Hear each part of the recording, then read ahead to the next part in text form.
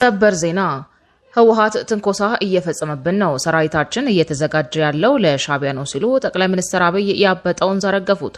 በተጨማሪም በርካታ ባለስልጣናት ከስልጣን እንደሚያባረሩ በይፋ አውጀዋል። ጠቅላይ ሚኒስትሩ የፓርላማ ውሏቸውን ጨርሰው እንደወጡ ከጎጃምና መቀሌ ከባድ ጉድ ተሰምቷል። አብይ ከፓርላማው ሲወጡ ጦሩ ድንገተኛ ጥቃት በድንበር ላይ ፈጽሟል። ፕሬዝዳንቱ ያረፉበት ሆቴልም በቦምብ ተመቷል። በአንጻሩ የህወሓት ጦርም ወደ ራያ በስፋት መገስገስ ጀምሯል። በቀጣይ የስልጣን ዘመናቸው በርካታ ባለስልጣናትን እንደሚያስወግዱ ጠቅላይ ሚኒስትር አብይ አህመድ በይፋ ተናገሩ። አብይ በዛሬው የፓርላማ ውሏቸው እጅግ አነጋጋሪና አስደንጋጭ ጉዳዮችን አንስተዋል። ባለስልጣናትን እናስወግዳለን፣ ከኛ ጋር የማይቀጥሉ አመራሮች አሉ ብለዋል። አብይ ህወሓት በተደጋጋሚ ትንኮሳ እያደረገብን ነው ያሉ ሲሆን መከላከያ ሻዕቢያን ለመምታት እየተዘጋጀ ስለመሆኑ ተደምጠዋል። በዝርዝር ታደምጡታላችሁ። ፕሬዝዳንቱ ያረፉበት ሆቴል በቦምብ ተመታ። በመዲናዋ ከባድ ድንጋጤና ውጥረት ተፈጥሯል። አብይ ከፓርላማ ሲወጡ የተፈጸመው የጥቃት እጅግ አስደንጋጭ ሆኗል። ትሰሙታላችሁ። ጦሩ አመፀ፣ አልዋጋም ብሏል። ለዘመቻ ክተት ተብሎ የተዘጋጀው ጦር ማመጹን ጀነራሉ አረጋግጠዋል። አዲስ ግጭት ሊቀሰቀስ ከጫፍ ደርሷል በሚባልበት በዚህን ወቅት የጦሩ አልዋጋም ብሎ ማመጽ ጀነራሎቹና የጦር አዛዦቹ ላይ ከፍተኛ ድንጋጤን ፈጥሯል። ታደምጡታላችሁ። በኢትዮጵያ ድንበር ዘመቻ የከፈተው ጦር ተጨማሪ ሜካናይዝድ ኃይል ወደ ኢትዮጵያ ድንበር እያንቀሳቀሰ ነው። በማዕድን የተንቆጠቆጠችውን ስትራቴጂክ ስፍራ ለመቆጣጠር የሚደረገው የሞት ሽረት ፍልሚያ በብርቱ ተጋድሎ ቀጥሏል። በኢትዮጵያ መንግስት ይደገፋል የሚባለው ኃይል በአንጻሩ በሌላኛው የሀገሪቱ ድንበር ማንነትን መሰረት ያደረገ ዘግናኝ ጥቃት ፈጽሟል። የተወደዳችሁ የቻናላችን ቤተሰቦች እነዚህንና ሌሎች መረጃዎችን አጠናክረናል። አሁን ወደ ዝርዝሮቹ እናመራለን። ጦሩ አመፀ፣ አልዋጋም ብሏል። ለዘመቻ ክተት ተብሎ የተዘጋጀው ጦር ማመጹን ጀነራሉ አረጋግጠዋል። አዲስ ግጭት ሊቀሰቀስ ከጫፍ ደርሷል በሚባልበት በዚህን ወቅት የጦሩ አልዋጋም ብሎ ማመጽ ጀነራሎቹና የጦር አዛዦቹ ላይ ከፍተኛ ድንጋጤን ፈጥሯል። ውጥረቱ አይሏል። ነገሮች ከቁጥጥር ውጭ እየወጡ ነው። ጀነራል አለምሸት ደግፌ ትላንት በሰጡት ማብራሪያ ህወሓትና የጽምዶ ኃይሎች ጦርነት ሊከፍቱበት ነው ሲሉ መናገራቸው የሚታወስ ነው። ይህም የህወሓት የጦር ዝግጅት የተረጋገጠ ስለመሆኑ የሚያሳይ ነው። ነገር ግን በዚህ የጦርነት ዝግጅት ህወሓት በ11ኛው ሰዓት ከፍተኛ አደጋ ተጋርጦበታል። ህወሓት የሚመራው ቲዲኤፍ የተባለው ሰራዊት ማመጹ ተሰምቷል። ጀነራል ጻድቃን ገብረትንሳኤ ዛሬ በሰጡት አስተያየት የትግራይ ጦር እየሸሸ ነው፣ አልዋጋም ብሎ እያመጸ ነው ብለዋል። ቲዲኤፍ የሚባለው ጦር እየሸሸ ቤቱ ተቀምጧል፣ አልዋጋም ብሏል። ትግራይ ያሉ መሪዎች ከሻዕቢያ የሚሰጣቸውን ተልዕኮ ተቀብለው የጦርነት ፍላጎታቸውን አልተዉም። ነገር ግን አቅማቸው ስለተመናመነ እየወላወሉ ነው። በፊት ማስተዳደር በቻሉበት አቅም ማስተዳደር ስላልቻሉ አፋኝ ህግ አውጥተው ማስተዳደር ነው የሚፈልጉት። ቀደም ሲል የሰሩትን ወንጀል ለመሸፈን ሌላ ወንጀል እየሰሩ እንዳለ ይሰማኛል በማለት ጀነራሉ ተናግረዋል።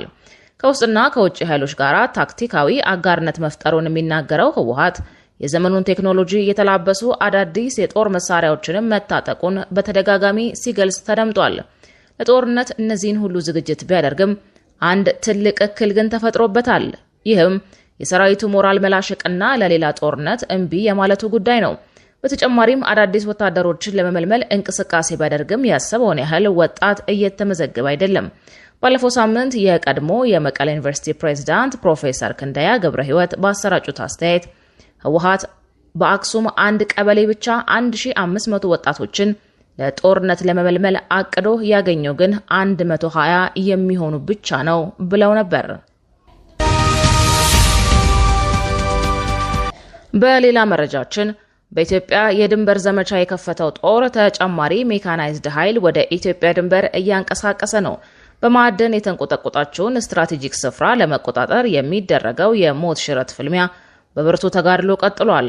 በኢትዮጵያ መንግስት ይደገፋል የሚባለው ኃይል በአንጻሩ በሌላኛው የሀገሪቱ ድንበር ማንነትን መሰረት ያደረገ ዘግናኝ ጥቃት ፈጽሟል። በምዕራብ ኢትዮጵያ ድንበር ድል እየቀናኝ ነው ያለው የአልቡርሃን ኃይል የድንበር ከተማዋን ኩርሙክን ለመቆጣጠር ተጨማሪ የሜካናይዝድ ኃይል ማንቀሳቀሱን የሱዳን ጋዜጦች ዘግበዋል።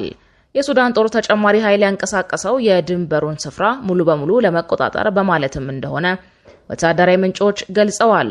የፈጣን ድጋፍ ኃይሎች በበኩሉ በሰሜን ዳርፉር ግዛት በቲኒ ከተማ አቅራቢያ በሚገኙ 6 መንደሮች ላይ አዲስ የብሔር ማንነትን መሰረት ያደረገ ጥቃት መሰንዘሩንና በጥቃቱ በርካታ ሲቪሎች መገደላቸውን፣ በደርዘን የሚቆጠሩ መቁሰላቸውንና በሺዎች የሚቆጠሩ ደግሞ ወደ ጎረቤት ሀገር ቻድ ለመሰደድ መገደዳቸውን ሱዳን ትሪቡን ዘግቧል። በእነዚህ ማህበረሰቦች ላይ ጥቃት የተፈጸመው ከመደበኛው የሱዳን ጦር ጎን ተሰልፈው የሚዋጋው የታጣቂዎች ንቅናቄ ጥምረት የሆነው የጋራ ጦር በቅርቡ ያስመዘገበውን ከፍተኛ ወታደራዊ ውጤት ተከትሎ ነው። ጥምር ኃይሎቹ ከአርኤስኤፍ ጋር ከባድ ውጊያ ካደረጉ በኋላ በሰሜን ዳርፉር የሚገኘውን የአቡ ቀምራ አካባቢን እንዲሁም በምዕራብ ዳርፉር ኩልቡስንና አካባቢያን በቁጥጥራቸው ስር ማድረጋቸው ይታወሳል። ከጥቃቱ በመትረፍ ወደ ቲኒ ከተማ የደረሰው አህመድ ኢብራሂም የተባለ የአይን እማኝ ለሱዳን ትሪቢዩን እንደተናገረው ከፍተኛ ቁጥር ያለው የአርኤስኤፍ ኃይል ባለፈው ረቡዕ ጀምሮ አምራ ወረዳና ቲኒ ከተማን በሚያገናኘው መንገድ ላይ በሚገኙ 6 መንደሮች ላይ የአጸፋ ጥቃት መሰንዘር ጀምሯል። ኢብራሂም እንዳለው ጥቃቱ እስካሁን ቁጥራቸው በውል ያልታወቀ በርካታ ሰዎችን ለህልፈት የዳረገ ሲሆን ገቢዎችና መኖሪያ ቤቶች እንዲቃጠሉ፣ የውሃ ጉድጓዶች እንዲወድሙና የቤት እንስሳ እንዲዘረፉ ምክንያት ሆኗል። ይህ ውድመት በአካባቢው ከባድ የውሃና የምግብ እጥረት ያስከተለ ሲሆን በርካታ ነዋሪዎች በእግራቸው ወደ ቻድ ድንበር ለመሰደድ መገደዳቸውን ጠቅሷል። እንደ እማኙ ገለጻ ጥቃት የተሰነዘረባቸው መንደሮች ቀርቡራ፣ ኦሩዋ፣ መራሂቅ፣ ኩርቢያ፣ አቡለይሃና አናባጂ ናቸው። እነዚህ አካባቢዎች በአብዛኛው የዛጓ ብሔረሰብ አባላት የሚኖርባቸው ናቸው ተብሏል። በ2016 ዓ.ም አርኤስኤፍ በኩቱም በአምባራና በካርኖይ ወረዳዎች ውስጥ ከ20 በላይ መንደሮችን ያቃጠለ ሲሆን በብሔር ላይ ያነጣጠሩ ግድያዎችንና በደርዘን የሚቆጠሩ ሰዎችን እስራት ጨምሮ ከባድ ጥሰቶችን ፈጽሟል። አርኤስኤፍ የእነዚህ አካባቢዎች ነዋሪዎችን ለመንግስት ጦር አጋር ለሆነው የጋራ ጦር ድጋፍ ታደርጋላችሁ በሚል እንደሚከሳቸው ይታወቃል። አብይ ፍጹም ያልተጠበቀ ሹመት ሊሰጡ መሆኑ ታወቀ። ጠቅላይ ሚኒስትር አብይ አህመድ ከዛሬ የፓርላማ ውሏቸው በኋላ ለተሰናባቹ የፓርላማ አባል ያልተጠበቀ የሚኒስትርነት ሹመት ሊሰጡ እንደሆነ ተሰምቷል። የዚህን መረጃ እውነተኝነት ከፍ ያደረገው ደግሞ አብይ በዛሬ የምክር ቤት ስብሰባቸው ላይ ከአንዴም 2-3 ጊዜ የዶክተር ደሳለኝን ስም በበጎ እያነሱ መጥቀሳቸው ነው። ዶክተር ደሳለኝ ጫኔ ቀደም ሲል ለጠቅላይ ሚኒስትሩ በርካታ ጥያቄዎችን ያነሱ ሲሆን አብይ የፓርላማ አባሉን ደሳለኝ ጫኔን ስሙን ከ3 ጊዜ በላይ በመጥራት ከዚህ ቀደሙ በተለየ መልኩ ሲያወድሷቸውና ሲያደንቋቸው ተስተውሏል። ከዚህ ቀደም አብይ ለተቃዋሚዎች ስልጣን ከመስጠታቸው አስቀድሞ ስልጣን ሊሰጡ ያሰቡትን ግለሰብ ማሞገስ ያዘወትራሉ።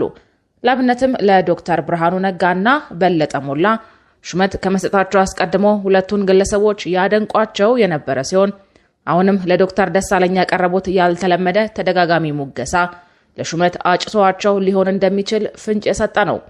ለዚህም ይመስላል አብይ ዶክተር ደሳለኝ መደመርን በሚገባ የተረዳ ሙሉ ሰው ነው ሲሉ እየጠሯቸው።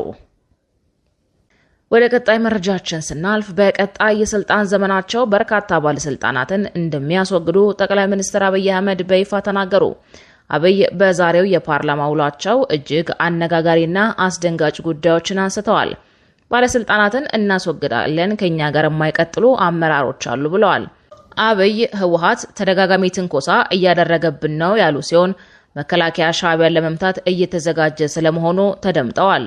በዛሬው ዕለት በ4 ኪሎ ህዝብ ተወካዮች ምክር ቤት እየተካሄደ ባለው ስብሰባ ላይ ጠቅላይ ሚኒስትር አብይ አህመድ ከምክር ቤት አባሉ ዶክተር ደሳለኝ ጫኔ ለቀረበላቸው የእውነተኛ ምክክርና የፖለቲካ መፍትሄ ጥያቄ በሰጡት ምላሽ በኢትዮጵያ የህዝብ ለህዝብ ግጭቶች በእጅጉ መቀነሳቸውን ገልጸው በአማራና ኦሮሚያ ክልሎች ላይ የታጠቁ ኃይሎች ወደ ሰላም ጠረጴዛ እንዲመጡ መንግስት አሁንም ዝግጁ መሆኑን አስታውቀዋል።